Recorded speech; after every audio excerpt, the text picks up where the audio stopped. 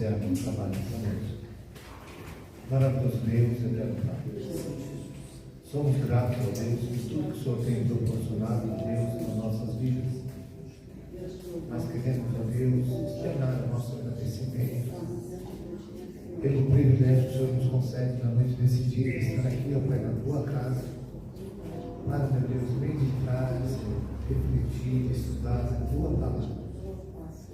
Todos esses desígnios, ó Deus, esse direcionamento é para que, Senhor, nós possamos melhor servir, compreendendo, Deus, a sua vontade.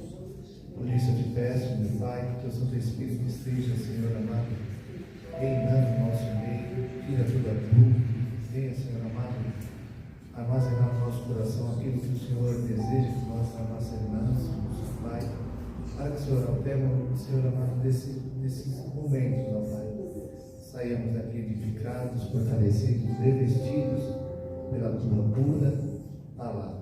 Por isso eu te peço, Deus, toma a direção desse estudo, que tudo que seja manifesto seja para a honra e para a glória do seu santo e soberano nome. É o que nós te pedimos e já te agradecemos, no nome santo de Jesus Cristo, que vive e reina para todos sempre. Amém. Amém? Amém. Irmãos, pode sentar.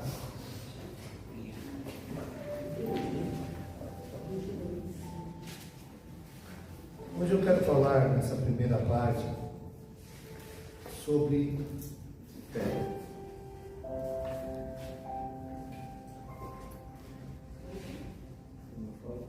Vamos falar sobre fé.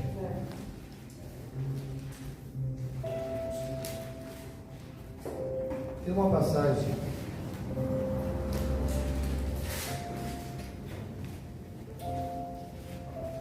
em Marcos capítulo 4, versículo 40. Evangelho segundo escreveu Marcos, capítulo 4, versículo 40.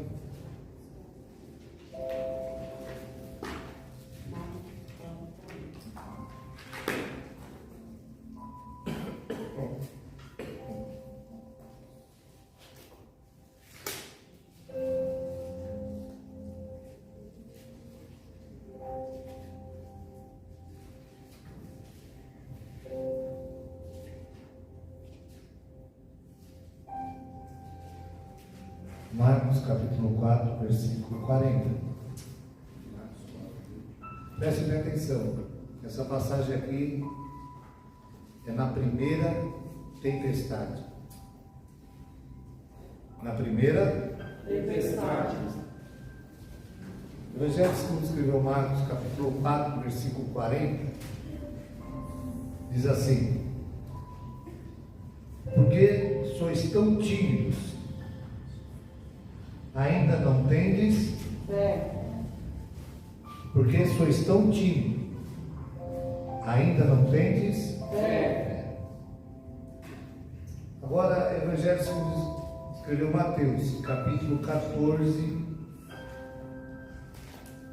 versículo 31.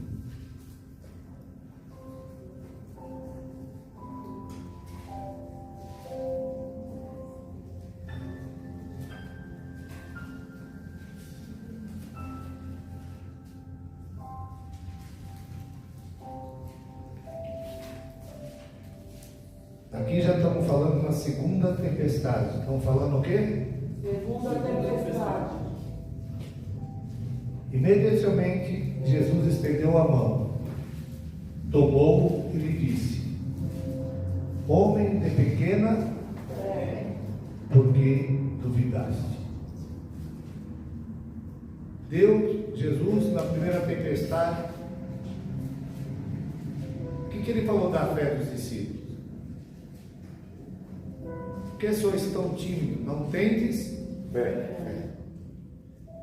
E na segunda tempestade, ele fala: por que duvidastes?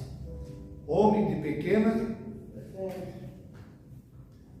Em relação à fé, qual a diferença da primeira para a segunda tempestade? Na primeira tempestade, porque sois tímidos, não tendes Fé. Na segunda tempestade, por que duvidaste, homem de pequena? Na primeira tempestade, Jesus falou que eles não tinham fé. E na segunda tempestade, Jesus falou que tinha uma pequena fé. Qual a diferença da primeira para a segunda tempestade? O nível de fé. Na primeira, Jesus falou, porque sois tímidos, não tendes? E na segunda, por que duvidaste, homem de pequena? O que a tempestade provoca na nossa vida? Pavor, medo, desespero. Dentro dessa linha de visão.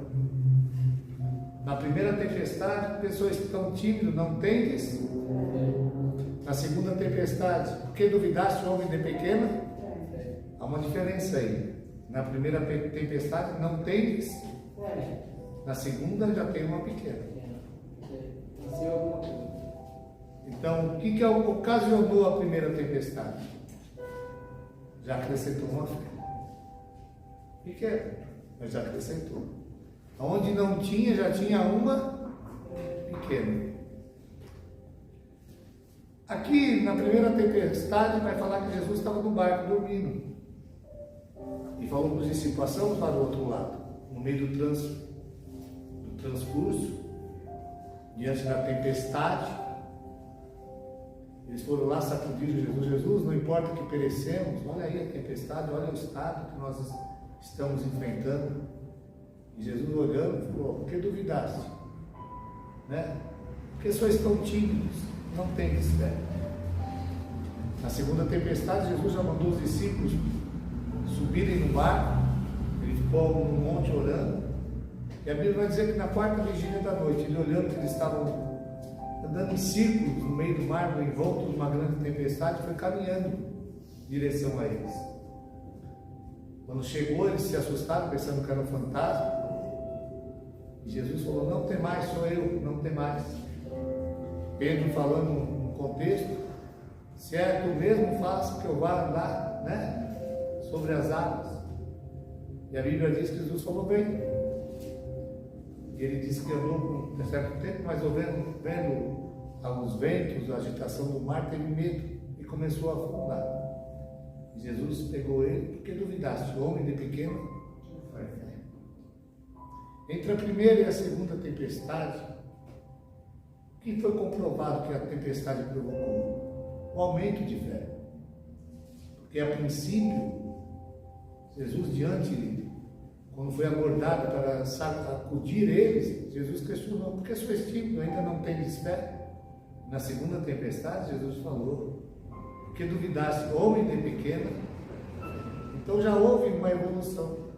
Onde não tinha, já tinha uma pequena. E o que provocou a diferença da primeira para a segunda foi a tempestade. Então as tempestades, as provações, podemos falar que os intempéries que nós passamos na nossa vida, nada mais é um instrumento de Deus para que nós tenhamos fé. Amém? Amém. Agora eu vou dar uma visão, o que a Bíblia não diz, mas que nós podemos afirmar com uma conjectura. O que é uma conjectura? É você defender uma ideia, uma linha de visão, baseado na palavra de Deus. Quem andou sobre as águas? Fora Jesus. Pedro. Quem andaria sobre as águas? Eu vou falar de duas pessoas que andariam sobre as águas. E provo que elas andariam sobre as águas. E a Bíblia não diz, mas eu vou provar. Quem sabe quem é? Preste bem atenção, a conjectura, a linha de raciocínio para me defender uma ideia. Quando eu externar uma mensagem, eu quiser fazer uma conjectura, eu posso fazer. Desde que eu prove essa conjectura na Bíblia. Entendeu?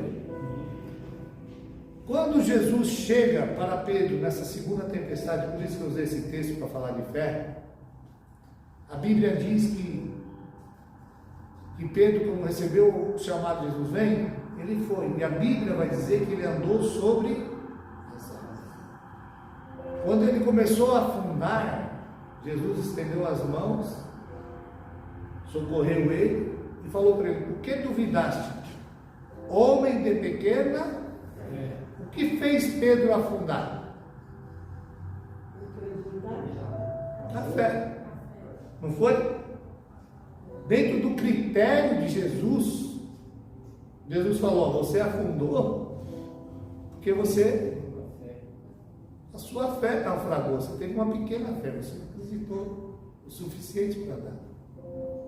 Por que Jesus falou pequeno? Porque ele chegou a andar, mas a sua fé foi uma fé inconstante, que diante das adversidades ele afundou. Aí Jesus denominou: você afundou porque a sua fé foi pequena. Então, vocês concordam comigo que Jesus falou que Pedro afundou porque tinha uma pequena fé? O que fez Pedro afundar? A pequena fé. O motivo Jesus deu: porque duvidaste, o homem de pequena fé.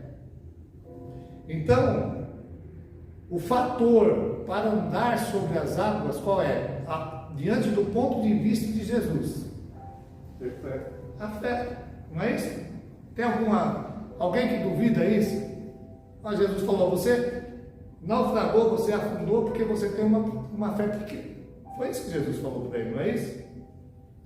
Aí eu vou contar uma passagem na Bíblia.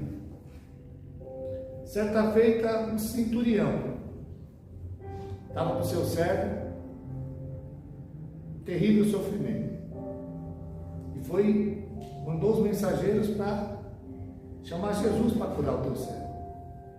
E Jesus se direcionou a ele.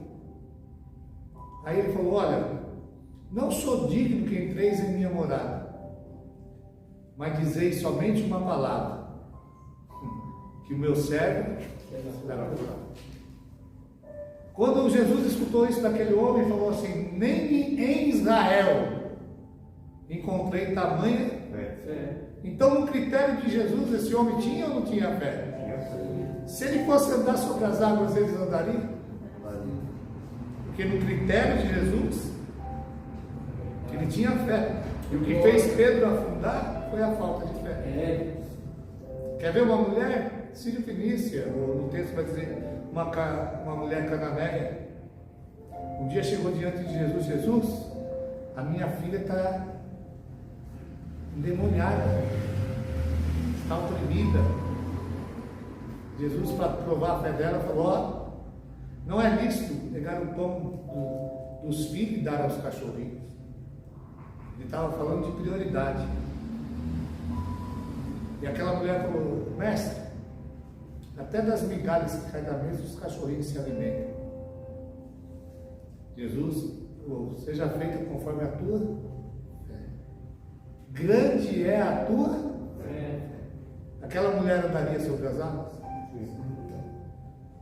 Então posso defender e falar: irmãos, nessa noite eu vou falar de um homem e uma mulher que andaria sobre as águas. E dentro dessa conjectura, desse ponto de vista, eu estou me respaldando biblicamente, através, não é de um achômetro próprio, através do próprio critério de Jesus, que é a fé. Isso que é conjectura. Conjectura numa mensagem você pode explorar, desde que isso não fique um conceito próprio, desde que a sua conjectura pode estar respaldada numa linha de raciocínio da Bíblia. Tem muitas pessoas pregando muitas fantasias, porque vem numa diretriz de: eu acho que é isso, e não é. Então preste bem atenção: a Bíblia explica a Bíblia, a Bíblia interpreta a Bíblia. Amém? Amém. Então eu quis dar esse ponto, porque a partir da quinta aula nós vamos conjecturar muito, mas tudo uma conjectura dentro das elaborações dos sermões, para que isso tenha sentido. Amém? Agora, vem aí, Mateus capítulo 13, versículo 12.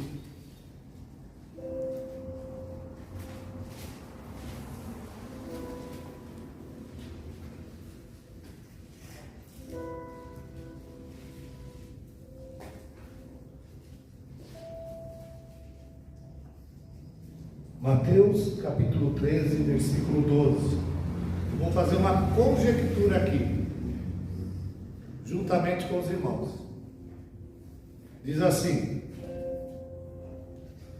ao que tem, se lhe dará, e terá em abundância. E ao que não tem, até aquilo que tem, lhe será tirado. Preste atenção, analisa bem esse versículo. Ao que tem, se lhe dará, e terá em abundância. Ao que não tem, até aquilo que tem, lhe será tirado. O que tem, será dado mais para ter abundância. E o que não tem, o que tem, será tirado. Explica esse versículo, o que quer dizer aqui? Aquele que tem vai ter mais. E aquele que não tem, até aquele que tem não vai ter. Não tem um entendimento, um meio, o que tem? Tem o quê? Não te dá uma impressão assim, ao que tem? Tem o quê? Está falando do quê? O valor da semente. Está falando da semente? E ao que tem semente, se lhe dará e terá em abundância. E ao que não tem semente, até a semente que tem será tirada. Faz sentido semente? Não. Não. Fé. Ao que tem fé, lhe dará e terá em abundância. E ao que não tem, até a fé que tem será tirada. Faz sentido? Vamos procurar uma palavra, vamos fazer uma conjectura. Semente, fé. Me fala alguma coisa. Ao que tem dinheiro será dado mais dinheiro, ao que não tem, até o que tem será tirado. Faz sentido? Agora eu vou colocar uma palavra aqui, que vai fazer todo sentido. E essa palavra faz você elaborar um sermão. Isso aqui. Uma palavra. Põe a palavra gratidão aqui. Ao que tem gratidão, terá mais. E ao que não tem, até aquilo que tem, será tirado. Não faz sentido? Faz. Eu posso conjecturar aqui, porque isso é uma realidade. Tem pessoas que são gratas daquilo que tem. E tem pessoas que são ingratas por aquilo que tem. E quando nós temos o sentimento de gratidão, a Bíblia diz assim: em tudo dai graças, porque essa é a vontade de Deus para nós, em Cristo Jesus. Não é verdade? Salmo 103: bendize a minha alma, Senhor, quer dizer, agradeça a minha alma, Senhor, e tudo que há em mim, bendiga o teu santo nome. Versículo 2: bendiza a minha alma, Senhor, agradeça a minha alma, Senhor, e não esqueça de nenhum dos seus benefícios. Aquele que, por exemplo, a pessoa tem um carro, o carro está com ele 5 anos. Ele fica assim: esse carro é uma prova. Esse carro foi Satanás que me deu. Outra tribulação. O carro leva ele, o carro traz ele, o carro coisa. Como que Deus lá de cima falando, ele está reclamando, murmurando de um. Será que ele está propício para receber uma coisa melhor? Não. Agora, mesmo se tiver um carro quebrando, tudo, fala: meu Deus, Obrigado. Deus olha lá de cima e fala, olha que coração grato. Deus fala, eu sei que está passando por, mas Ele está dando graça por tudo. Deixa eu acrescentar na vida dele. Glória. A gratidão nos proporciona nós sermos um campo fértil para receber daquilo de Deus. Aí se você coloca assim, ó, aqui, por exemplo, ao que tem gratidão, se lhe dará e terá em abundância. Ao que não tem, até aquilo que tem lhe será tirado. O que não tem gratidão, até aquilo que tem vai ser tirado. Isso faz sentido. Eu ouvi uma história uma vez, na crônica de um jornal, achei interessante. Tinha 2 irmãos, esses irmãos eram gêmeos. E um era grato por tudo. E um murmurava por tudo. Um fazia o quê? E o outro? Murmurava. O pai, para pregar uma peça no aniversário deles, pegou aquele que murmurava por tudo e deu uma linda bicicleta nova para ele. E por aquele que era agradecido por tudo, pôs ao lado da cama dele lá, um monte de estrume de cavalo. Aquele que murmurava, quando acordou cedo, viu aquela bicicleta, detectou que aquela bicicleta era um presente do pai dele pelo aniversário, e começou a zarar. Meu pai me deu uma bicicleta, vai furar o pneu, eu vou ter que consertar. Na subida vou ter que empurrar. Meus amigos vão pedir para andar, vou ter que deixar meus amigos andar. Oh, que infelicidade, que tristeza, mais uma coisa para mim me preocupar. E aqui a pouco acordou aquele otimista, aquele grato por tudo. Quando ele olhou um monte de estrume, ele começou, glória a Deus, que maravilha, Deus é bondoso, oh, que felicidade. O pai falou, eu não estou entendendo. Eu dei uma bicicleta para o seu irmão, ele está murmurando desde a hora que acordou. Falando das dificuldades, das subidas, de sujar a bicicleta, de furar o pneu. E eu pus um monte de estrume aí do lado da sua cama, e você está parando de glorificar, agradecer a Deus, tudo feliz. É que a pessoa que é otimista, olha sempre o lado bom das coisas. Aquele que é grato, olha sempre o lado bom das coisas. Ele falou, sabe o que é, pai? Porque se aqui está o estrume de cavalo, quer dizer que eu ganhei um cavalo. Cadê o cavalo? Cadê o cavalo? Essa é a grande questão. Então, agora se coloca no papel desse pai. Aonde o pai vai se sentir mais motivado de abençoar? Grato, é essa a grande questão. Tem pessoas que têm um sentimento de ingratidão. Se você ficar falando um pouco com elas, você fica triste. Se falar mais um pouco, você entra em depressão. Se passar um dia, você vai querer se suicidar. Porque, irmãos, uma coisa que nos proporciona ter uma vida abençoada é gratidão. Aleluia.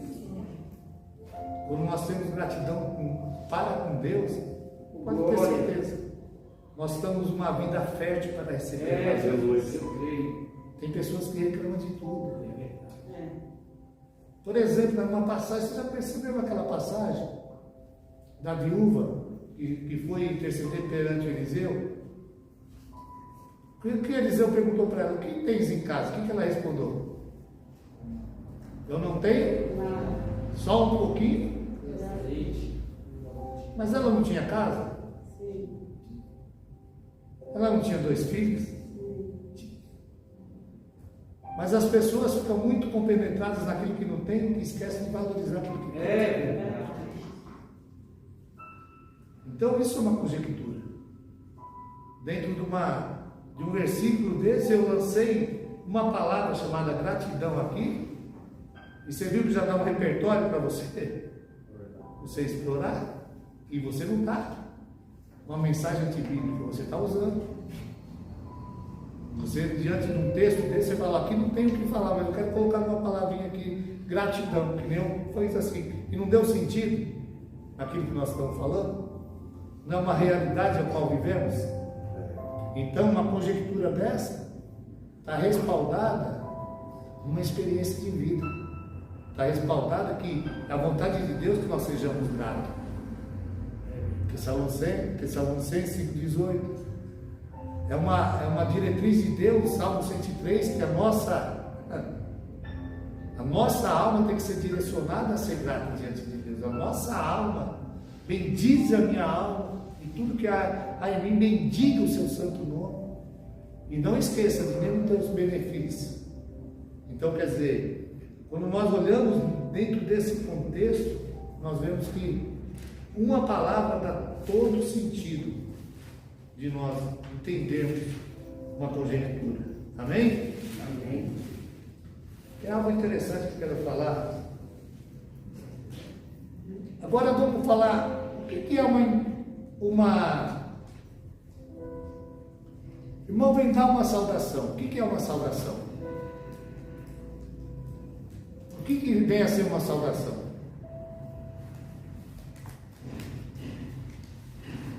Saudação é um cumprimento, não é? E eu acho que hoje está faltando nos nossos púlpitos muita ética. Se alguém te dá uma oportunidade para ler uma palavra, leia uma palavra. Se alguém te dá uma oportunidade para você orar, ore. Se alguém te dá uma palavra para você dar uma saudação, dê uma saudação. Quantos minutos leva uma saudação? 5 minutos. Eu vou dar um exemplo de saudação para vocês nessa noite, baseado biblicamente. Uma vez eu estava com um grupo das irmãs visitando um congresso e tinha muitos cantores, muitas apresentações. Era grupo das irmãs, era cantora, era dueto, trio, quarteto, sexteto, que ia cantar. E o dirigente até entendia, ele falou: está aqui acompanhando o grupo das irmãs na igreja tal, o pastor Domingos, vamos dar uma, e falou assim para mim, uma breve saudação para o irmão. Já cortou, é? Já cortou, né? Aí fui lá, peguei o microfone, eu falei: salve, amada igreja, na paz do Senhor. A igreja, amém. Eu falei: eu agradeço a oportunidade em nome de Jesus. Ele falou para dar uma breve saudação, não saudei? É isso. Não é verdade? Foi isso que eu não consegui ser mais breve. Podia falar oi e tchau. Teria cumprido. Essa é a grande questão. Agora eu vejo as pessoas movidas, muitas vezes não é. Eu conheci certas pessoas que você desse uma oportunidade para ele, você acabava com o culto. Se ele pedisse para cantar, ele ia cantar, ia testemunhar, pregar. Se tivesse perto, ele ia tirar a oferta, ia recolher, ia agradecer e dar a bênção apostólica. Pessoas movidas pelo ego, tem que ser. Essa é a grande questão. Porque vem um visitante, fala: poxa, foi dada a oportunidade para a pessoa dar uma saudação, a pessoa pregou. Por exemplo, se tem um tema numa campanha, a pessoa vai dar uma saudação, tem um pregador para ser chamado, dá uma saudação, mas não voltada ao tema. Isso é falta de ética. É como se ele diz assim, ó, né? Fulano vai pregar, mas deixa eu dar uma ajudinha aqui. Quando alguém pregar, não prega em cima daquilo que foi pregado. É desrespeitoso isso. Eu vou dar um exemplo, por exemplo, de uma saudação. Gênesis capítulo 1, versículo 20.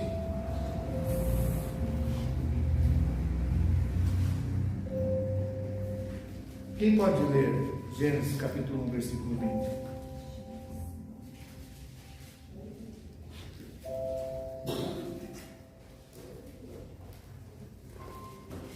Nós vamos ler o versículo 20, o versículo 24 e o versículo 26 de Gênesis capítulo 1. E disse Deus: produzam as aves abundantemente, répteis de água, vivente, e voem as aves sobre a face da expansão dos céus.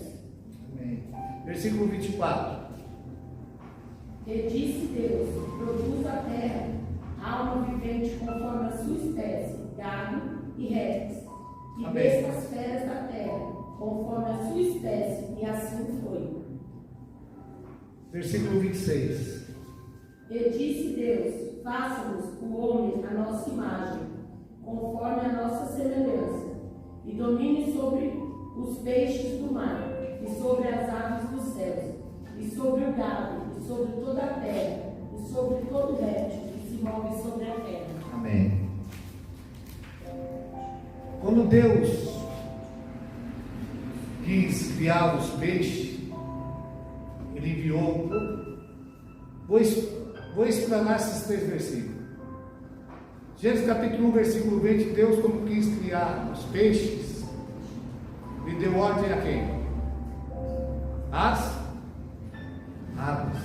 Produzam peixe conforme as suas espécies. Peixe vive fora da água.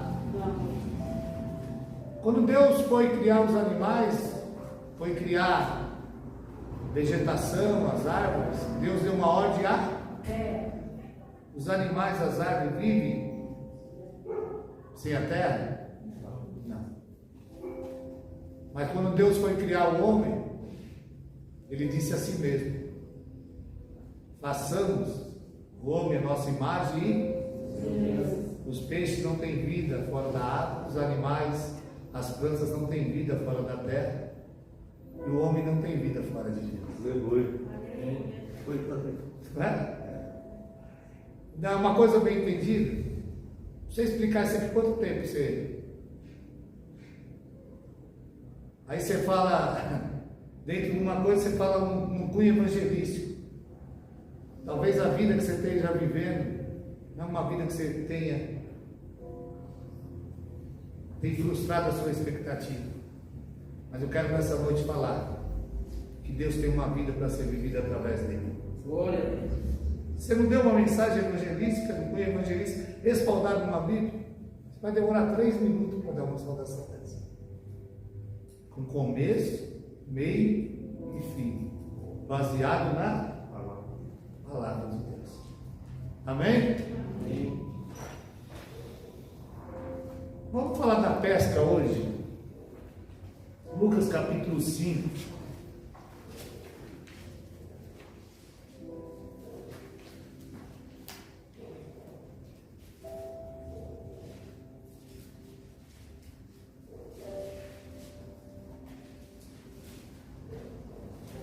Aqui nós já vamos fazer uma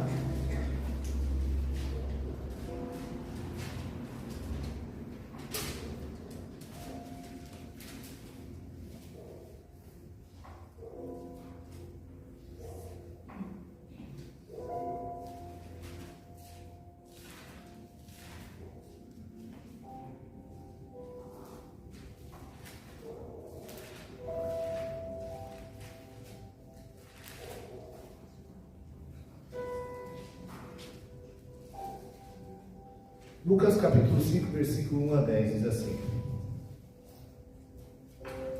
apertando a multidão para ouvir a palavra de Deus, estava ele junto ao lago de Genezaré. Em outras traduções, Mar da Galileia. E viu 2 barcos à beira do lago, mas os pescadores, havendo desembarcado, lavavam as redes. Entrou em um dos barcos, que era de Simão, e o pediu-lhe para que afastasse um pouco da praia, e assentando-se ensinava do barco a multidão. Quando acabou de falar, disse a Simão: vai para o alto mar e lançai as vossas redes. Respondeu Simão: mestre, havendo trabalhado toda a noite, nada apanhamos, mas sobre tua palavra lançarei as redes. Fazendo isso, colheram uma grande quantidade de peixes, tão grande que as suas redes se romperam. Fizeram sinal aos companheiros que estavam no outro barco, para que fossem ajudá-los. Foram e encheram ambos os barcos, de maneira tal, quase a afundar. Vendo isso, Simão Pedro prostou-se aos pés de Jesus, dizendo: Senhor, afasta-te de mim, sou um homem pecador. Pois o espanto se apoderara dele, e de todos que com ele estavam por causa da pesca que havia feito. E de igual modo, também Tiago e João, filhos de Zebedeu, que eram companheiros de Simão, disse Jesus a Simão: Não temas, de agora em diante será pescador de homens. Muito conhecida essa mensagem. Eu creio que muitos daqui já pregaram, não pregaram? Muitos já leram, já meditaram, estudaram. Mas eu quero, não vou pregar ela, só vou pôr alguns pontos aqui. Vê aí no versículo 6. Diz aí, o quê? Colheram uma grande quantidade de peixes. Espera aí. Peixe, se colhe peixe, se pesca. E por que está colhendo? Alguém já falou assim, eu vou plantar peixe? Porque você só pode colher aquilo que você planta, não é? E aqui está colhendo, está certo? Mas se você for no original, está colhendo. Isso tem um significado, não está aqui por um acaso.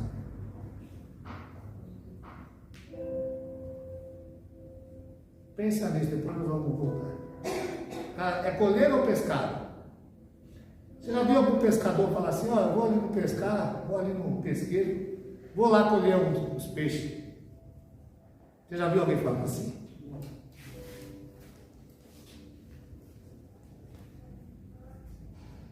Fizeram sinal aos companheiros, ó, fazendo isso, colheram uma grande quantidade de peixes, tão grande que as suas redes se romperam. Fizeram sinal aos companheiros que estavam no outro barco, para que fosse ajudá-los. Foram e encheram ambos os barcos, de maneira tal que quase preste atenção, eles colheram, segundo o texto, uma grande quantidade de peixe. A quantidade era tão grande que tinha um barco do lado, por isso que está descrito que tinha outro barquinho do lado. Falou: vem cá, ajuda nós aqui. Repartiu aquela pesca entre os dois barcos. E a Bíblia diz que os dois quase se repartiram. Aí que eu vou. Isso chama aplicação. Se repartiram os peixes e ambos quase afundaram, o que aconteceria se esse barco que colheram uma grande quantidade não repartisse? O que aconteceria com esse barco? Hã? Ia? Como você me explica que ele ia afundar? Por quê? Porque repartiu e os dois estavam quase Se vem todo o peso nesse aqui, com certeza afundaria. Vou aplicar. Qual é o segredo para não afundar? Repartir.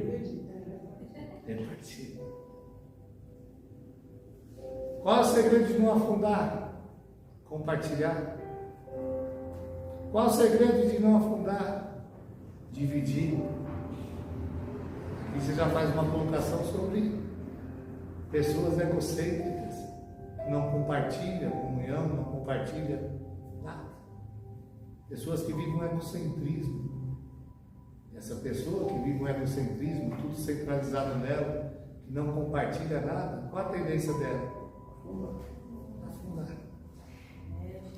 Então o texto vai dizer, ele está mostrando aqui dentro do contexto, não está explícito, falar, ó, é importante. Em outras palavras, podia estar vendo está vendo como é importante dividir, através da divisão você não afunda. A treva, você se mantém, mas não está escrito isso, mas aqui dá a entender isso. Essa é a interpretação que tem que ter do texto.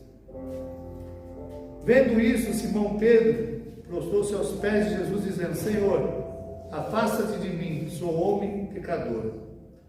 Pois o espanto se apoderara dele e de todos que com ele estavam, por causa da peça que havia feito. E de igual modo também Tiago e João, filhos de Zebedeu, que eram companheiros de Simão, disse Jesus a Simão: não temas, de agora em diante serão pescadores de homens. Elevando os barcos para a terra, deixaram tudo e o seguiram. Aí eu vou cantar aqui. Quem mandou largar a rede? Quem mandou largar a rede? Ninguém mandou largar a rede. Eles, por uma opção própria, deixaram tudo, até as redes, e seguiu a Jesus. Porque no texto não está falando que ele estava largando a rede. No contexto anterior, eles estavam lavando as redes. Se estava lavando é porque eles iam usar, eles não tinham largado ela. Pelo contrário, estavam fazendo uma manutenção para usar depois. Eles receberam uma ordem de seguir a Jesus. E quando a Bíblia diz, deixando tudo, se tivesse uma resposta com quem mandou largar a rede, eu falaria: ninguém. Apenas as pessoas renunciam à rede para seguir a Jesus. Isso é bíblico. Que nem um dia eu quero encontrar aquela Damares lá que canta, né? Quem te viu você na prova e não te ajudou, né? Quando vê você na bênção vai se arrepender. Parece que é o hino da vingança. Vou falar: Damares, senta aí que eu vou escrever. Vou ensinar você a letra desse hino. Quem te viu na prova e não te ajudou, quando vê você na bênção vai se converter. Vai olhar para você e olhar para o alto, e reconhecer o que Jesus fez para você. Quem disse no seu coração: oh meu Deus, como é bom andar na sua luz. Vê aquela pessoa que tanto te perseguia e contigo para a igreja adorar Jesus. Adorar Jesus. Isso é bíblico. Né? Isso você tem que cantar. Quem que viu você na prova, quando vê o que Deus vai fazer com você, vai se alegrar. Vai ver como é bom andar na sua luz. E vai ir contigo para a igreja adorar Jesus. Isso que é bíblico. Outro dia eu estava num monte, tinha um rapaz que eu discipulei ele. Hoje ele é um pregador conhecido do norte a sul do Brasil.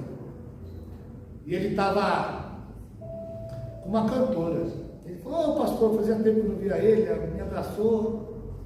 Ele falou: pastor, essa aqui é minha noiva. Eu falei: muito prazer. O senhor conhece ela? Eu falei: não, pastor, ela é famosa. Ela canta Árvore Cortada. Maísa Valesca é o nome dela. Maísa Valesca, né? Valesca Maísa. Aí depois eu fui olhar no YouTube e realmente ela tem 1 milhão de... canta uma música. E a música que fez sucesso nela é a respeito à esperança da árvore cortada. Mas se você olhar naquele contexto, ele está falando assim: há mais esperança para uma árvore cortada do que uma pessoa que morre sem Cristo. Você olhar, uma pessoa que morre sem Deus, entendeu? Não tem mais esperança. Há mais esperança para uma árvore cortada, que ao cheiro das águas ela pode voltar a ter vida, mas uma pessoa que morre sem Deus não tem mais esperança. Acabou. É o texto além de Jó. E o hino dela, aí eu olhei, canta de norte a sul, dentro do contexto de uma visão, uma interpretação errada.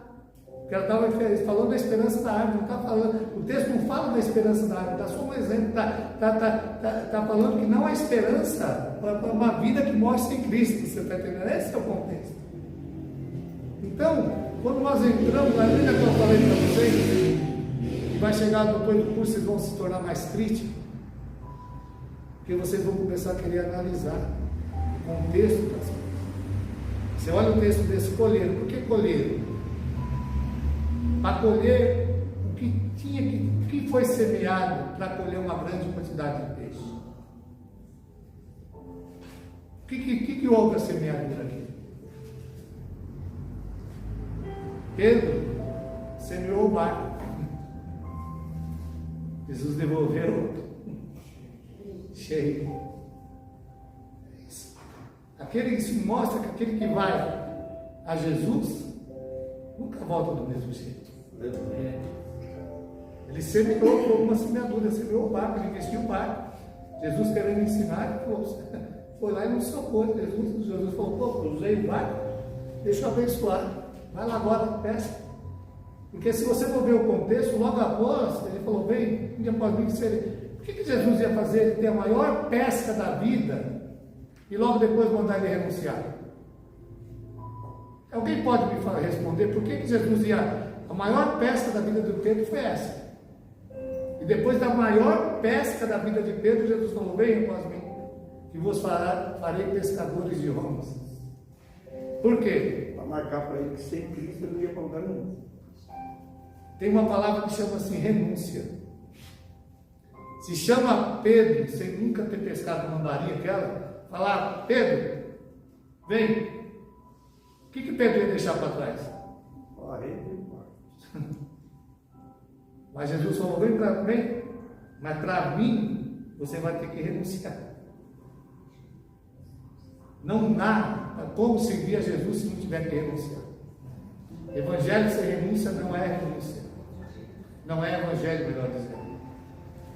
Então, no ápice da carreira profissional de Pedro, Deus falou: vem, agora deixa tudo e vem, siga.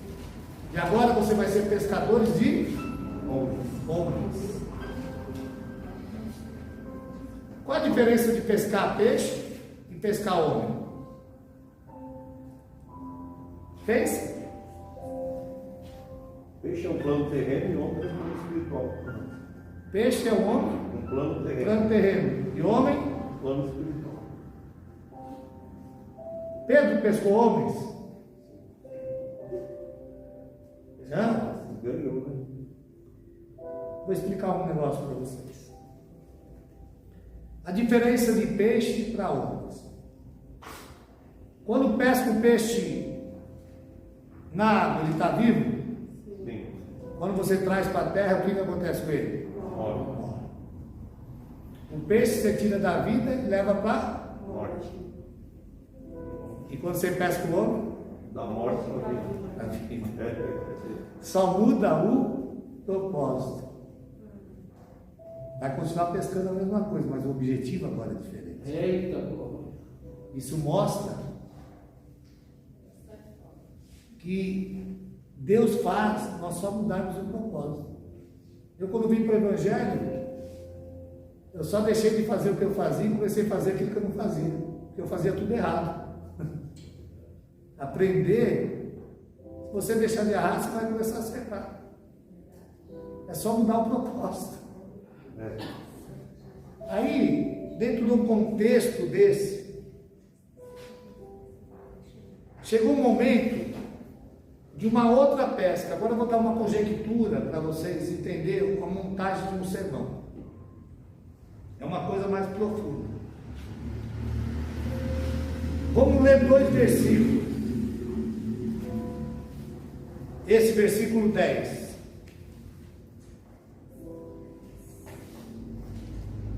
E de igual modo, também Tiago e João, filhos de Zebedeu, que eram companheiros de Simão, disse Jesus a Simão: não temas, de agora em diante serás pescador de homens. Aqui, capítulo 5, versículo 10, Jesus falando para Pedro: vem, de agora em diante você vai ser pescadores de homens. Põe aí João, capítulo 21, versículo 3.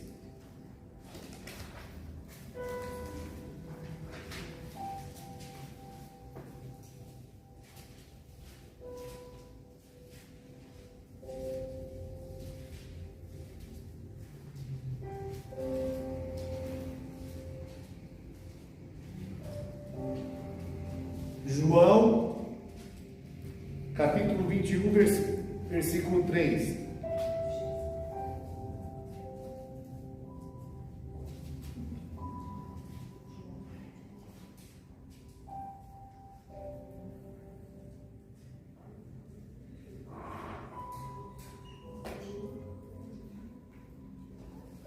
Diz assim: disse-lhes Simão Pedro: vou. Pescar. Em Lucas, nós lemos aqui, Jesus falando: de agora em diante, será pescador de homens. Em João, capítulo 21, versículo 3, Pedro falando: disse-lhe Simão Pedro: vou. Ele ia pescar o que? Homens ou peixe? Peixe. Jesus falou que ele era pescador de homens. E aqui ele está falando que ia pescar o que? Peixe. O que aconteceu entre essa pesca que Jesus falou? Você vai ser, de agora em diante, você vai ser pescadores de homens. Para João, capítulo 21, Pedro falando: eu vou pescar peixe. O que eu posso falar nessas duas etapas? Quando Jesus chamou Pedro, falou: de agora você vai pescar homens. E aqui Pedro estava voltando a pescar peixe. O que eu posso falar? Qual é o plano? Qual é o projeto de uma mensagem que eu elaboro nessas duas partes? Eu vou pregar nessa noite, por exemplo, eu leio assim: Jesus falando: de agora será pescadores de homens. E depois eu ponho um texto lá, vou ler esses dois versículos. Pedro falando: eu vou pescar. O que eu posso falar? Vamos ver. Ele foi chamado, porém, no decorrer da caminhada, ele desistiu e voltou a fazer o que estava fazendo. Isso. Voltou justamente no ponto que Jesus tinha chamado. Voltou a fazer as mesmas coisas que fazia. Por quê? Porque perdeu o seu propósito. Por que perdeu o seu propósito? Como foi a vida de Pedro? Pedro chegou a um ponto que falou: que Jesus tem comigo, desistiu. Eu neguei ele 3 vezes, né? Eu abandonei ele. Ele não acreditava mais. E se foi na segunda pesca, ele também voltou ao cenário da primeira, porque eles também pescaram a noite toda e não pegaram nada. Aí Jesus falou: lançai à direita do mar. Quando ele viu, falou: opa, o que trouxe na cabeça dele? Já veio na cabeça dele e falou: opa, peraí, isso aqui é coisa de Jesus. Já trouxe a primeira pesca. Aí quando Jesus chega na beira do lago, assando uma fogueira ali, assando peixe, o que Pedro lembrou? Da fogueira que ele estava no pátio da guarda. Você é um deles? Não conheço. Estava numa fogueira ali se aquecendo. Você fala como um deles? Ô mulher, você é doida. Levou 3 vezes, aí Jesus fala: Pedro, tu me amas. Senhor, tu sabe que te amo. Apacenta minhas ovelhas, 1. Pedro, tu me amas, 2. Tu sabe que eu te amo. Apacenta minhas ovelhas. Pedro, tu me amas. Tu sabe. 3 vezes Pedro negou. 3 vezes Jesus fez falar que ele apacenta minhas ovelhas. Sabe o que Jesus estava falando? O que eu tenho na tua vida, o que eu te chamei lá no princípio, na primeira pesca, está de pé. Os seus percalços, as suas quedas, as suas oscilações não impediu meu propósito na tua vida. E agora, qual foi a maior pesca de Pedro em almas? No dia de Pentecostes. Aí, viu? No dia de Pentecostes recebeu o Espírito Santo. Ele lançou a rede. E ali foi agrupado 3.000. Glória. Então, numa mensagem dessa, eu posso falar dos tropeços da vida de Pedro. Eu venho descrevendo uma mensagem temática e chegou um momento que ele desistiu, mas Deus não desistiu dele. E no dia de Pentecostes provou que aquilo que Jesus chamou ele para ser pescadores aconteceu literalmente. No dia de Pentecostes desceu a rede do celestial sobre a terra e mais de 3.000 almas. Glória a Deus. Então quer dizer, o chamado de Deus se cumpriu na vida de Pedro. Mas você vê que entre você será pescadores de homem e vou pescar, teve um processo de 3 anos e meio. Que ele falhou, que Satanás usou a sua boca para falar para Jesus, foi repreendido, que ele cortou a orelha de Malco, né? Mas chegou um momento que Jesus, aquele que começou a boa obra, poderoso é para fazer cumprir. Não diz, Jesus não perdeu o propósito, Pedro havia perdido o seu propósito, mas Jesus não. Pedro, tu me amas. E se você for ver da primeira e a segunda pesca, aqui tem uma palavra, as redes se romperam. Agora na segunda pesca diz, eram 153 grandes peixes e as redes não se romperam. Uma coisa que está estudada, não vou falar para vocês, no contexto eu vou falar. Porque na primeira pesca as redes se romperam e na segunda pesca as redes não se romperam. Por quê? Não está por um acaso aqui, ó, versículo 6, fazendo assim colher uma grande quantidade de peixe, tão grande que as suas redes se romperam. João 21.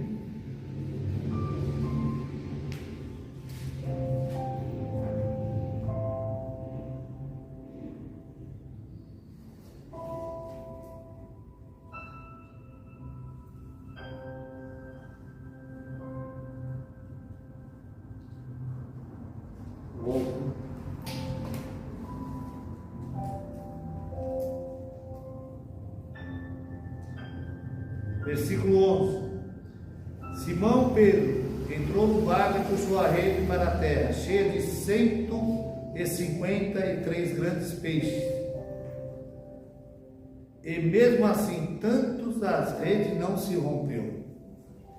Existe uma relação temática, espiritual e uma revelação aqui. Por quê? Nessa primeira pesca as redes se romperam. E por que na segunda pesca as redes não se romperam? Estavam preparados? Oi? Estavam preparados? Também.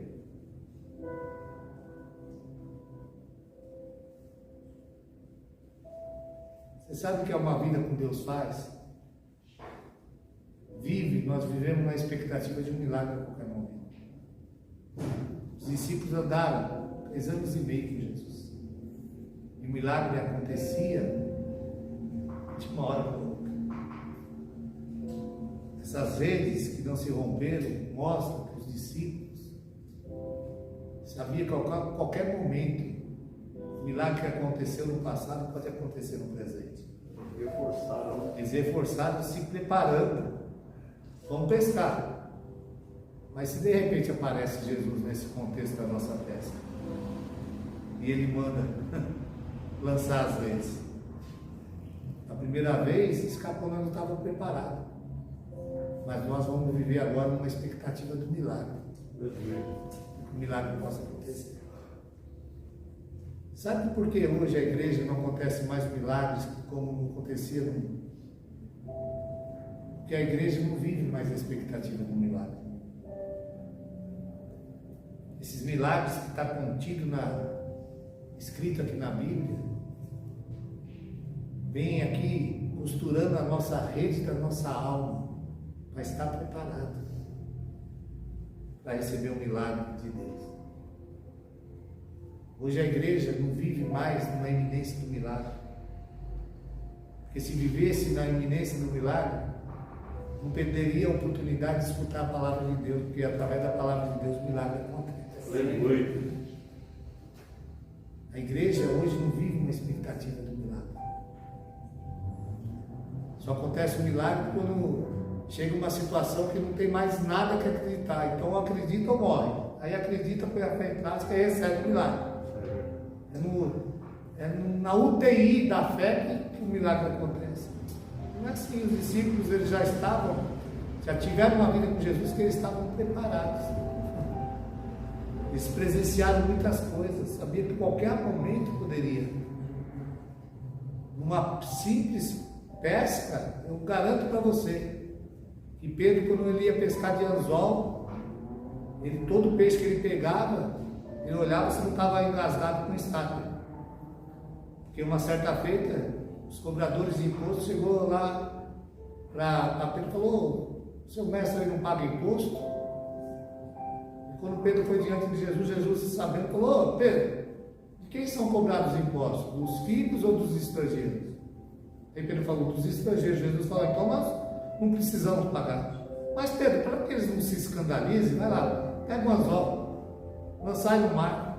Primeiro peixe que você pegar, vai estar uma estátua que vale 2 dracmas. Paga o teu imposto por você e por mim. Então eu sei que qualquer peixe que Pedro ia pegar, ia pescar, ele olhava e falava: deixa eu ver se esse tem uma estátua. Porque ele já tinha uma experiência no passado. E quando Deus quer, até peixe vira cofre. Amém? E ele já percebeu que Deus tira recurso onde ninguém acha que tem recurso. E vive assim. Então, quando nós olhamos dentro de um texto desse aqui, por exemplo, versículo 5, deixa eu fazer uma pergunta, Bíblia. Apertando a multidão. Apertando quem? Estavam apertando Jesus? Apertar Jesus dá resultado? Não. Um dia eu escutei numa rádio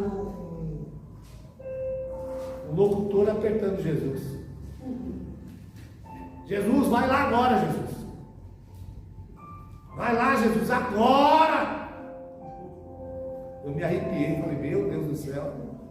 Jesus agora ficou apertado, né? É agora! Parece que Jesus, em certas bocas de certos pregadores, parece ser office boy, né? Jesus, vai lá agora, Jesus, vai lá. Entra com o produto. Ele é Senhor, não é? Um dia eu vi uma oração: Senhor, eu estou fazendo a minha parte, estou pondo as minhas mãos, agora faça a tua. Eu falei: meu Deus do céu. Dá medo de escutar, está perto. Então, apertando a multidão.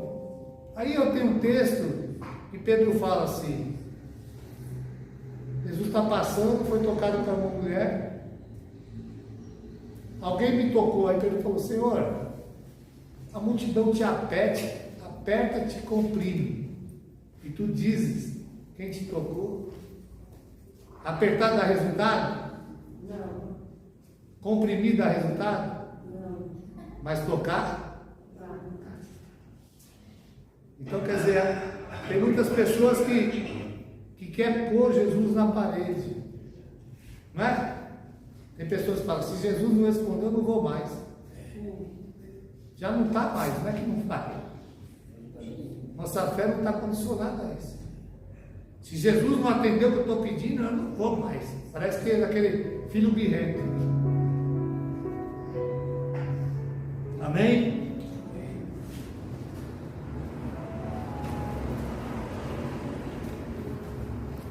Vou falar uma coisa também essa noite. João capítulo 12. Agora eu vou levar vocês a pensar. Um texto bem simples, bem conhecido.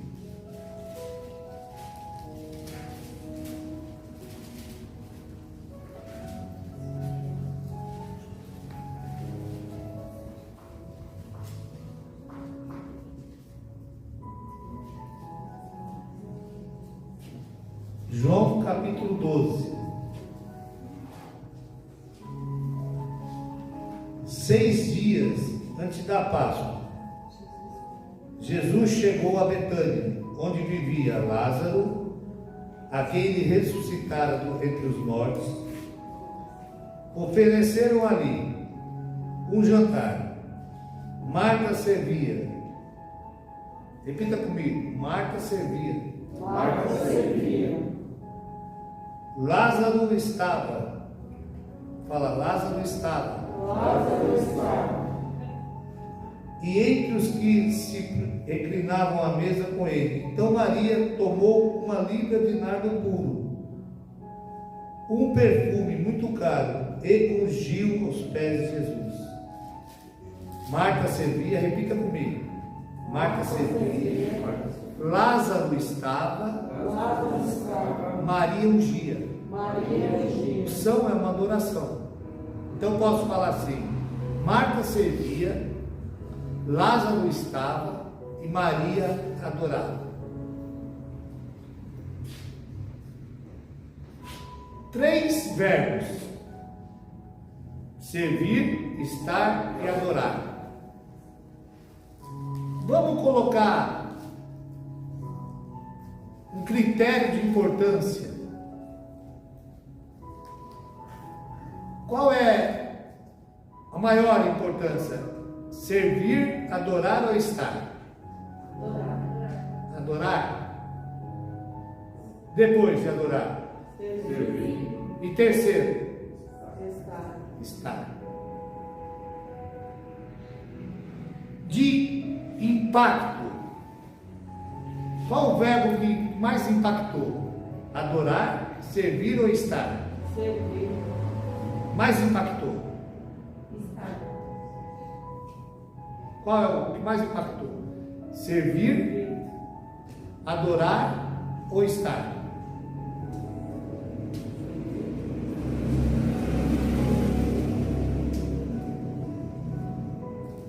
Eu vejo aqui, né? Se você for ver um nível de importância, você vai falar servir, adorar, e o último plano, estar. Marta servia, Maria adorava, e Lázaro somente estava. Mas como Lázaro estava aqui? Vivo. E no capítulo 11? Morto. Então o que mais impactava a presença dele era a presença, o testemunho de Lázaro. Porque estava ali, vivinho, um que outrora estava morto, há 4 dias, cheirando mal. Então, quando olhamos assim, parecemos que não damos importância. Não damos importância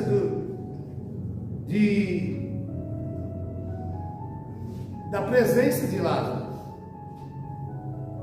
Marta estava servindo, Maria estava adorando, Lázaro apenas estava, mas estava vivo. No capítulo 11, ele estava morto. Quando nós olhamos isso aqui, fala de, podemos trazer uma mensagem sobre testemunho.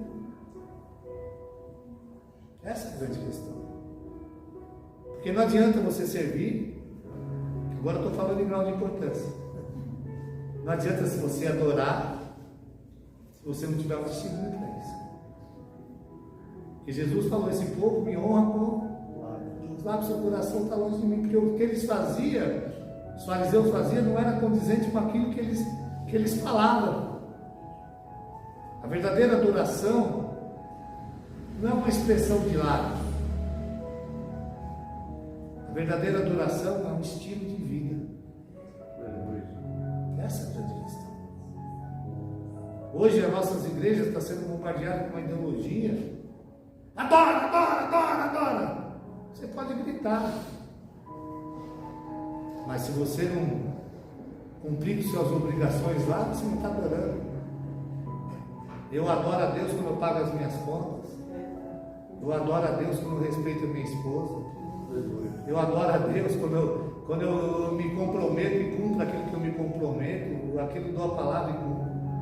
Adorar a Deus não é somente uma expressão de lábios. Adorar a Deus é um estilo de vida. E aqui o pacto de Lázaro é um testemunho vivo de uma transformação da morte para a vida. Então eu tenho que quando eu vejo isso, eu falo, peraí, o milagre aqui de Lázaro, muito mais do que propriamente longe de mim falar mal de Marta e Maria, mas vai me desculpar. Eu vejo aqui um grande potencial, um testemunho a qual Lázaro estava dando aqui. Irmãos, eu quero falar uma mensagem, Gênesis 32, versículo 28. Bem rápido uma introdução, isso aqui nós não vamos conseguir terminar hoje não.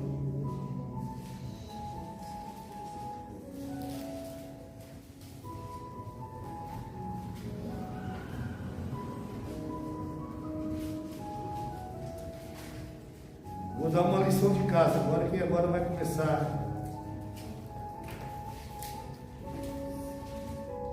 Eu vou dar a linha de raciocínio. Gênesis 32, versículo 28.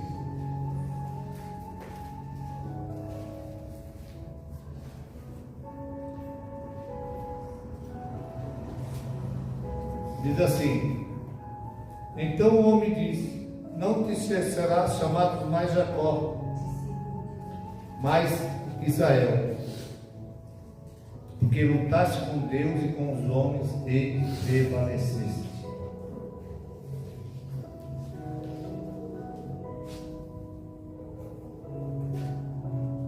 Irmãos,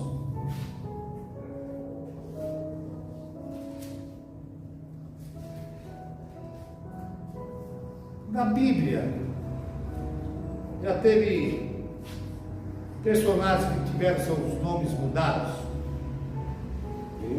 Dá um exemplo. Abrão, Abraão, Sarai, Sara, Paulo, Saulo. Não. Saulo é o nome romano e Paulo o nome judeu. Apenas uma tradução. Pedro, Simão, Pedro. Qual é o personagem na Bíblia que teve 3 nomes? 3 nomes. 3 nomes. O mesmo personagem na Bíblia que teve 3 nomes. Pedro. Hã? Pedro. Não. Pensa. Vocês conhecem todas as passagens. Daniel não. Daniel, Belzazar, Mesaque, Sadraque, Abednego, Ananias, Azarias. Quem teve 3 nomes na Bíblia?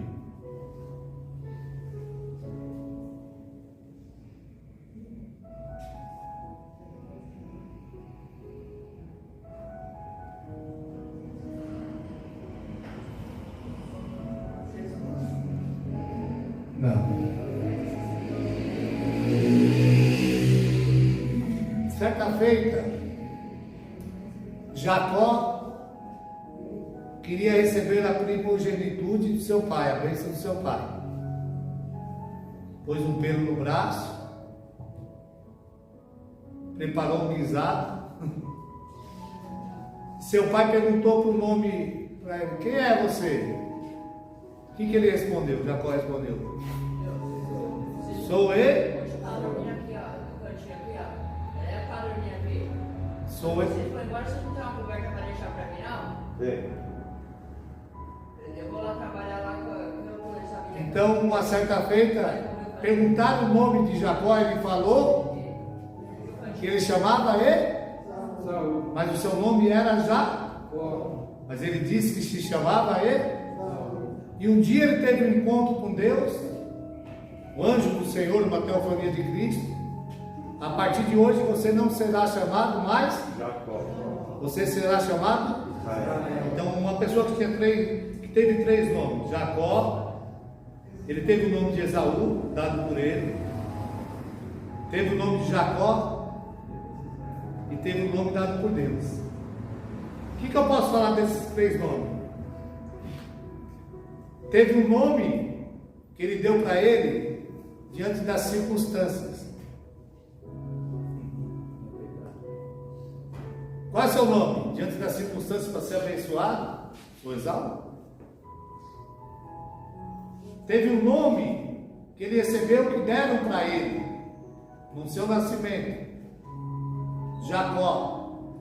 Deixa eu fazer uma correção. Muitos falam que o nome de Jacó significa enganador. Não, o nome de Jacó diz assim: aquele que segura ao calcanhar, aquele que agarra ao calcanhar. Tem nada a ver com enganador. E o nome que Deus deu: Israel. Tem o nome da circunstância, tem o nome das circunstâncias, tem o nome que deram para ele e tem o nome que Deus deu. Qual o nome que prevalece? Israel. O nome que Deus dá faz história.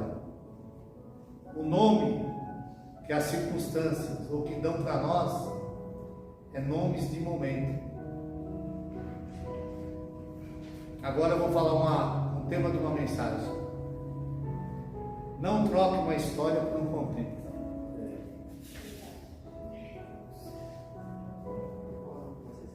No momento que ele nasceu agarrado ao seu irmão, ao calcanhar do seu irmão. Deram o nome por causa daquele momento, não foi?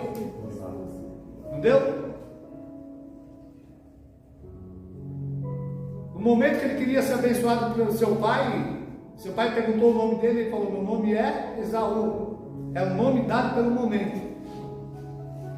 Mas Deus, quando teve encontro com ele, Jesus teve no Monte Beniel, no Vale de Jaboque, falou: ó, você não vai ser chamado mais Jacó. Jacó foi o nome do momento, mas eu tenho um nome de uma história com você. Você será chamado Israel. Então o que eu falo para vocês? Isso deve ter. Nunca trate uma pessoa pelo momento. Respeite, trate uma pessoa pela história. Por um momento, Abraão era um mentiroso, mas pela história, era o pai das multidões. Por um momento, Jacó era um trapaceiro, mas pela história, é um homem que teve um encontro face a face com Deus e foi abençoado por Deus, que através dele sairia 12 tribos. Por um momento, Saulo foi um perseguidor, mas pela história foi um homem que foi consagrado por Deus para recalcitrar contra grilhões e expandir o evangelho por toda a Ásia. Por um momento, Pedro foi um brigante, mas pela história foi um homem cheio do Espírito Santo, que através da sua pregação no dia de Pentecostes converteram mais de 3.000 homens. Quando nós olhamos do momento, esquecemos a história. Essa é a grande questão. Agora eu vou dar um tema para você desenvolver uma mensagem.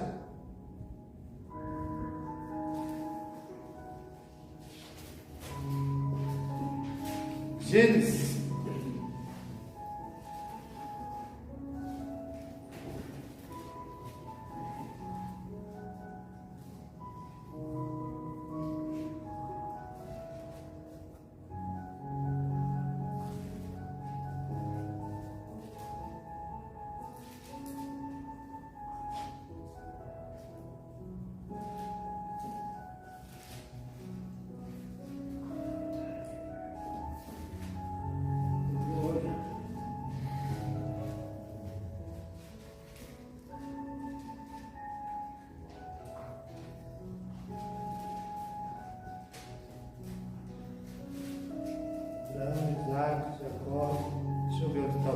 Eu tenho que ir ali para...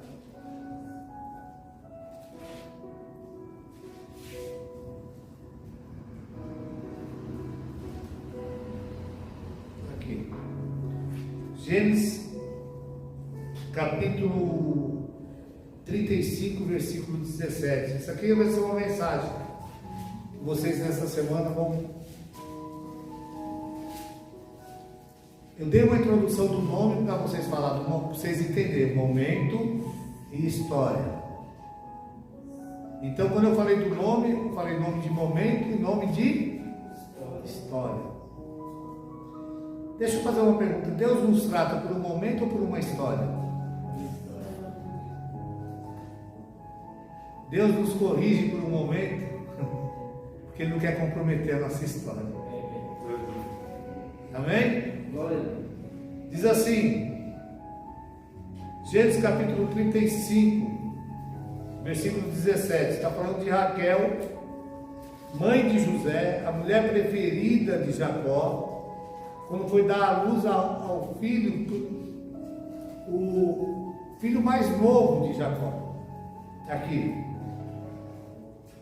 versículo 16. Partiram de Betel e, havendo ainda pequena distância para chegar a Efrata, Raquel deu à luz a um filho, cujo nascimento lhe foi penoso. Tendo ela trabalho em seu parto, disse a parteira, não temas, pois também este filho terás. Ao sair a alma, porque morreu, chamou-lhe Benoni, mas o seu pai lhe chamou Benjamim. Você sabe o que significa Benoni? Benoni significa filho da minha dor. Raquel teve problema no seu parto desse menino. Quando esse menino nasceu diante da dificuldade no parto, ela deu um nome para aquele momento. Esse filho é filho da minha dor. E ela veio a morrer. Esse menino tinha uma sentença na vida dele, não tinha? Quando ele ia crescer, o nome dele estava marcado a uma tragédia. Por que você chama filho da minha dor? Porque minha mãe, quando me deu a luz, ela morreu. Então marcou a minha vida com a morte da minha mãe. Jacó, que tinha o seu nome, já teve o seu nome mudado por Deus, escutou, ele não será chamado Benoni, ele será chamado Benjamim. Benoni é o nome dado no momento, uma circunstância no momento. Benjamim foi dado um nome dentro de uma perspectiva de uma história. Vocês estão entendendo a linha de raciocínio dessa mensagem? Agora eu vou dar um tema para essa mensagem que vocês vão desenvolver durante a semana. Benoni ou Benjamim? Aflorou alguma coisa na mente que vocês possam falar? Benoni ou Benjamim? A escolha é... Agora vou falar num texto. Certa feita, olha, presta atenção dentro dessa linha de raciocínio para vocês elaborar essa mensagem durante essa semana. Certa feita, Israel, no tempo de Eli, o que aconteceu com Israel? A palavra de Deus estava rara, o profeta Eli, conivente com seus filhos que andavam profanando no templo, se envolvendo com concubinas, prostitutas, pegando de oferta, foram para uma guerra contra os filisteus.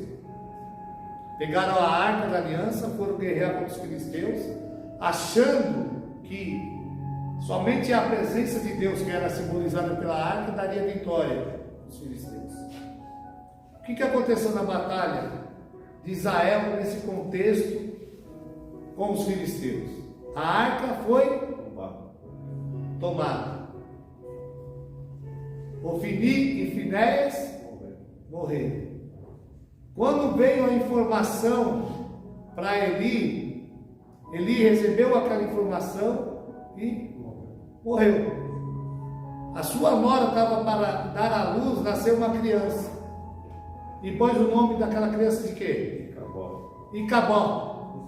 Foi-se a glória de Deus, a arca foi tomada, fomos derrotados. Icabó significa o quê? Derrota, desgraça. Foi-se a glória de Deus. Eles estavam em Cabó. Mas dentro de Cabó, Deus havia preparado um homem, um menino, que se chamava, que sucedeu Eli, que foi Samuel. Samuel teve algumas atitudes. Houve uma mudança, houve um avivamento, houve um quebrantamento, houve uma busca de Deus, houve atitudes que Samuel direcionou o povo todo teve atitudes diferentes. E se confrontaram com o mesmo inimigo filisteu. Aí Deus deu a vitória diante dos filisteus. Aí Samuel edificou um altar e falou: Ebenezer, até aqui nos ajudou Senhor. Benoni ou Benjamim? Icabó ou Ebenezer?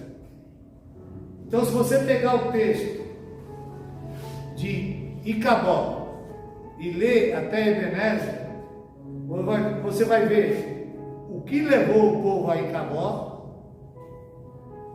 e o que levou o povo a Ebenezer.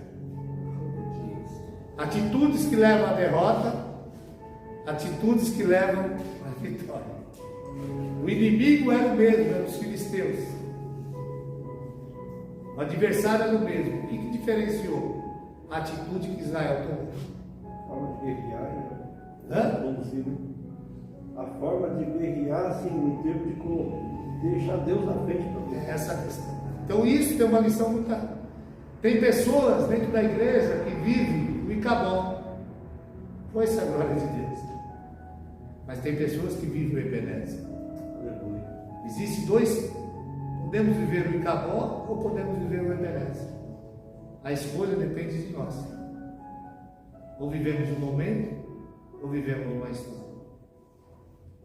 Então eu fiz uma conjectura através de nomes, de momento e de história.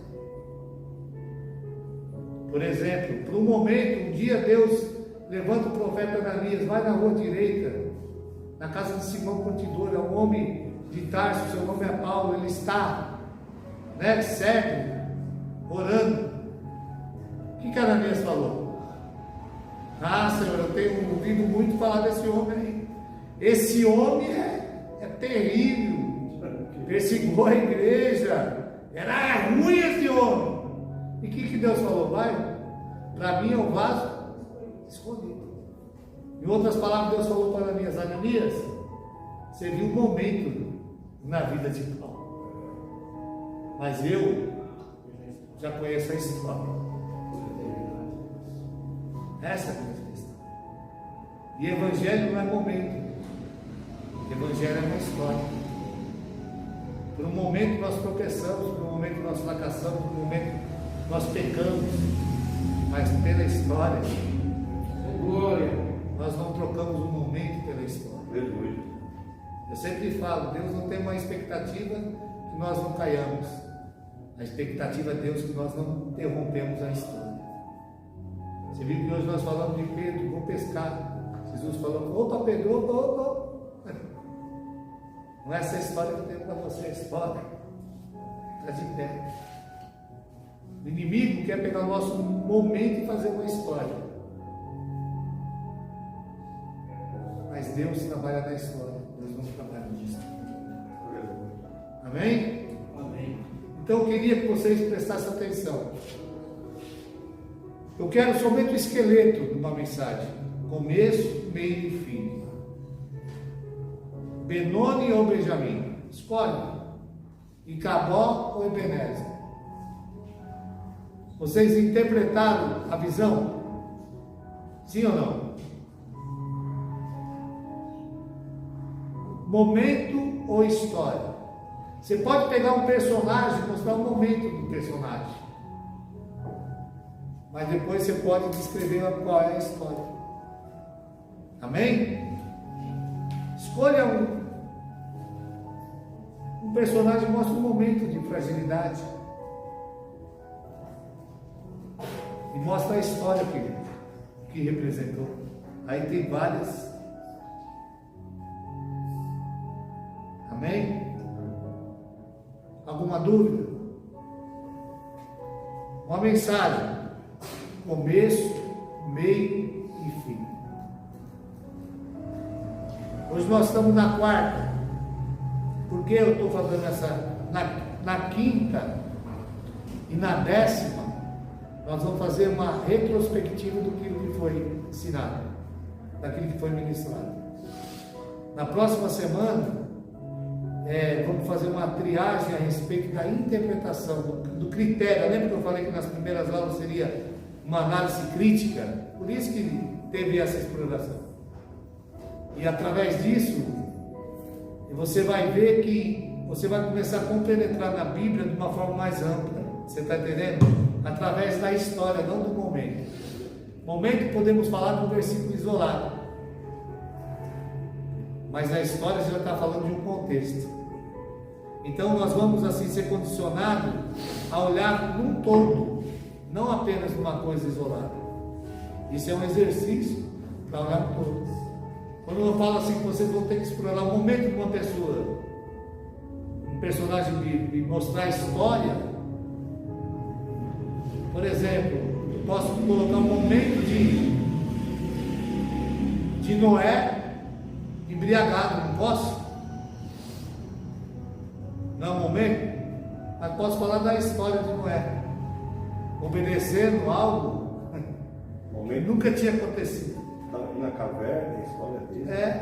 Davi na caverna de Adulão, então é a história. Pedro dando os intempéries, os tropeços, e pela história. Paulo, momento, pela história.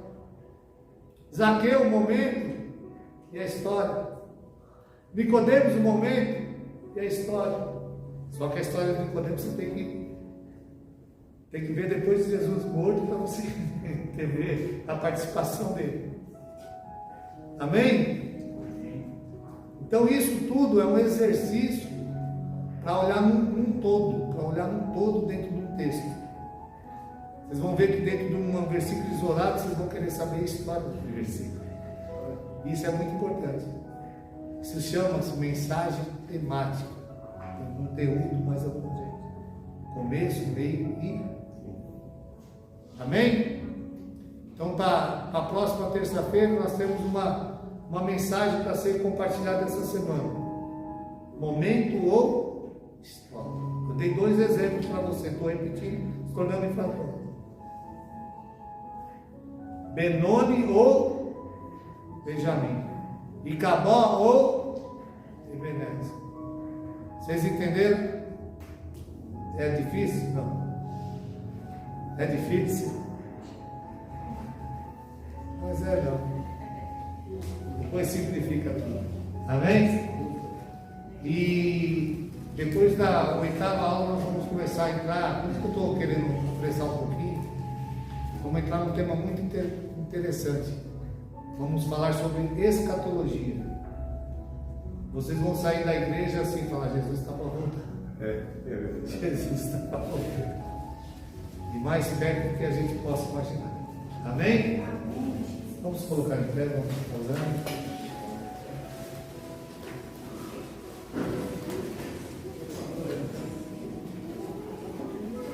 Olha, pastor Rafa. Deus, te louvamos, te agradecemos, te bendizemos, te exaltamos, ó Pai, por este momento maravilhoso de nós estarmos aprendendo a Tua Palavra. Como diz a Tua Palavra, crescer na graça e no conhecimento. Somos gratos a Ti por essa oportunidade. Também queremos agradecer pela vida do pastor Domingos, pela sua esposa, mãe Helena. Toma esse casal nas tuas mãos, blinda eles com o teu poder, revista eles com a tua unção. Pai, tudo aquilo que foi semeado sobre as nossas vidas, que o Senhor venha dar o crescimento. Em nome de Jesus, que nada venha impedir do Senhor operar, trabalhar, do Senhor se revelar sobre cada um de nós. Nós precisamos, ó Pai, cada vez mais ter experiências novas contigo. E eu creio que através do conhecimento nós iremos viver um novo tempo diante da Tua presença. E somos gratos, ó Pai, por esta rica oportunidade que o Senhor tem nos dado, por tudo que o Senhor tem feito, operado, trabalhado, manifestado diante de nós. E eu creio, Santo de Israel, nós iremos sair daqui com a mente aberta, Senhor, diante de tudo aquilo que foi semeado sobre as nossas vidas. Te louvamos, te glorificamos, te bendizemos pelo poder que é no santo e glorioso nome de Jesus. Da mesma forma que o Senhor nos trouxe em paz e segurança, nos leva debaixo de bênção, nos leva debaixo de segurança, em nome de Jesus. Amém. Irmãos, deixa eu explicar. Eu quero que vocês venham na terça-feira mostrar o momento e a história. Você vai falar o momento de tal personagem aqui e a história aqui. Entendeu? Não precisa pregar, escrever. Por exemplo, vou dar um exemplo. Eu não quero dar muito exemplo porque depois eu vou querer que repita. Por isso é história também. Por exemplo, vou falar o momento de Paulo perseguindo a igreja. O momento de Paulo pregando o Evangelho. Um momento e uma história. Né? Pedro, um momento, vamos pescar. No outro momento, pescando almas. Então é o momento e a história. Deus conhece o nosso momento, mas trata a nossa história. O inimigo conhece a nossa história, mas quer nos sentenciar por um momento. Então, quando tem essa ideia, já aumenta, nós vamos parar de julgar muitas pessoas por um momento. E vamos respeitar a história que Deus tem. Amém? Deus abençoe a vida dos irmãos.